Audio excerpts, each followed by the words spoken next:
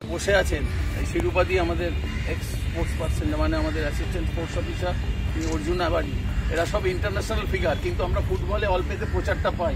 কুম্বালা ও আর্চারিতে ও Padmashri, Saraswati Asian games gold medal এবং অর্জুন অ্যাওয়ার্ডি।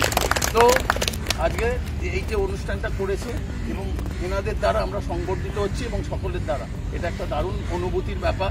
এটা ভাষায় প্রকাশ করা যায় না।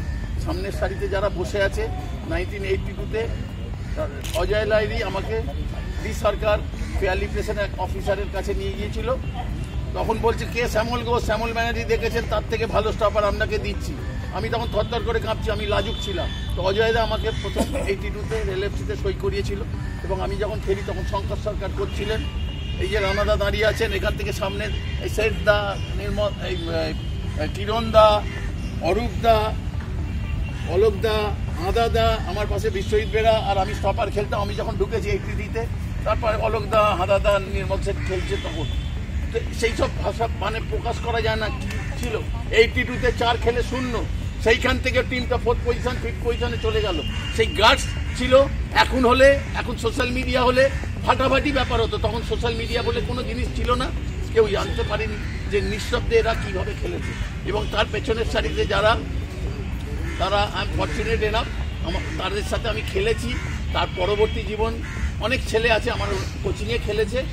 এবং আলমদা 83-তে আমি যখন প্রথম ইন্টাররেল খেলতে যাই, আমাদের নিখিল দা আমাদের ম্যানেজার ছিলেন এবং আমাদের বাক্সিদা,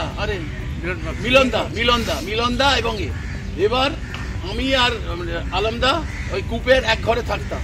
আলমদা তখন ওই হলে তোমার ওই নামাজ পড়তো, করতো, আমি মাটিতে পড়েছি। সেই সব অনুভূতিগুলো মানে মনে হচ্ছে যেন এই গতকাল এই ঘটনা।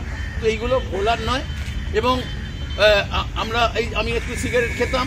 তো এই রানাদার সাথে যখন রাত্রিবেলা খাবার পরে রানাদার সাথে আমার পার্টনার, রানাদা আমার থেকে সিনিয়র কিন্তু একদম বন্ধুর মতো। এবং এই যে আমাদের সিনিয়ররা বসে আছে আমাদের সাথে এত ভালো সম্পর্ক। ওইখানে বকুল বসে আছে, ওখানে আমাদের সুভাষ ভান্ডারী বসে আছে। এইসব স্ট্রাইকার ছিল, যেরকম হাইট ছিল সেরকম কাজ ছিল। তো দুর্দান্ত একটা ব্যাপার।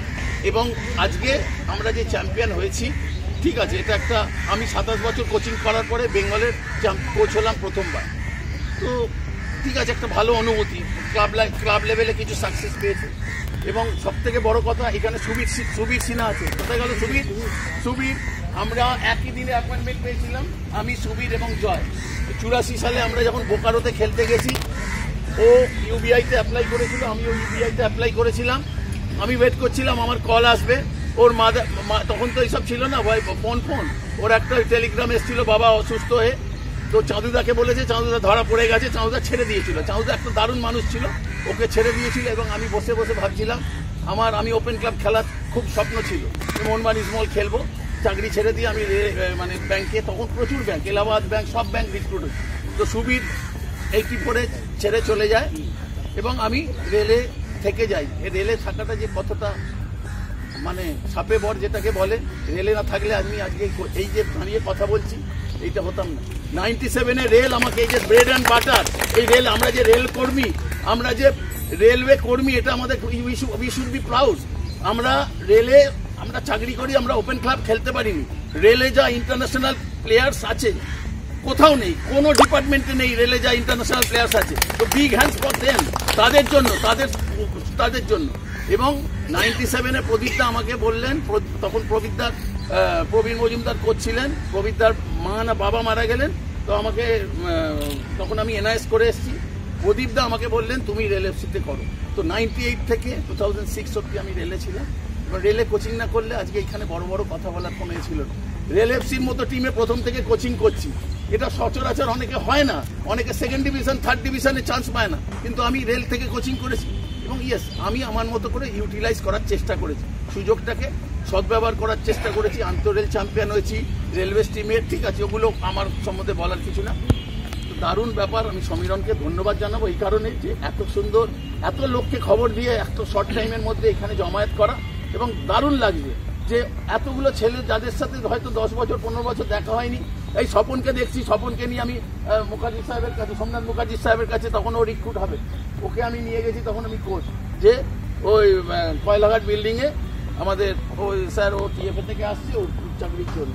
তো এইরকম স্মৃতিগুলো খুব ভালো লাগছে। এখানে সুরজিৎ বেশি দিন খেলতে পারেনি, কিন্তু খুব ভালো প্লেয়ার ছিল।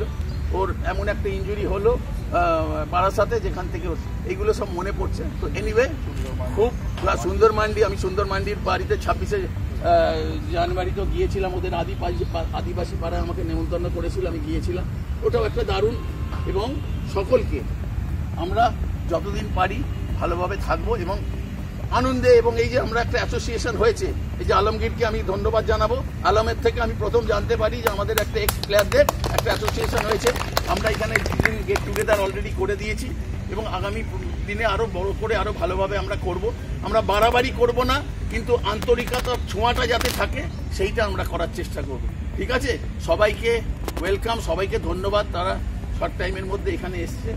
তো খুব ভালো লাগছে, এবং 1 তারিখ থেকে সংবর্ধনার বাহার চলছে। জানি না এটা কবে বন্ধ হবে, আবার 31 তারিখে আছে, এরমভাবে চলছে। আমি জানি না কখনো একটা চ্যাম্পিয়ন হয়ে যাওয়ার পরে এরমভাবে সংবর্ধিত কোনো টিম হয়েছে কিনা। আমাদের মাননীয় মুখ্যমন্ত্রী 21টা ছেলের চাকরির ব্যবস্থা করে দিয়েছে। 24-25 জানুয়ারি আমরা রাজভবনে রাজ্যপাল আমাদের ফেলিসিটেট করেছে। তো প্লেয়ারদের এর থেকে আর কি পাওয়ার আছে? তো এটা একটা ঈশ্বরের দান, এগুলো ঈশ্বরের আশীর্বাদ ছাড়া এগুলো হয় না। এগুলো এই যে বলি না আমি করেছি, আর এখানে নাগরাজকে আর একবার দাঁড়াতে বলবো। নাগরাজ, আমি ও হলো চামড়ার বুট তৈরি করতো ময়দান মার্কেটে, এবং ওর যা ডিমান্ড ছিল 6 মাসের আগে কেউ বুট পেতো না, এখন সিনথেটিক বুট এসে গেছে। আমার M7, আমার এখনো মনে আছে M7 গজাল আমি যখন পরতাম, নাগরাজদার কাছে গিয়ে ভাই আমাকে একটু দয়, আমি খেলবো কাদা মাঠে,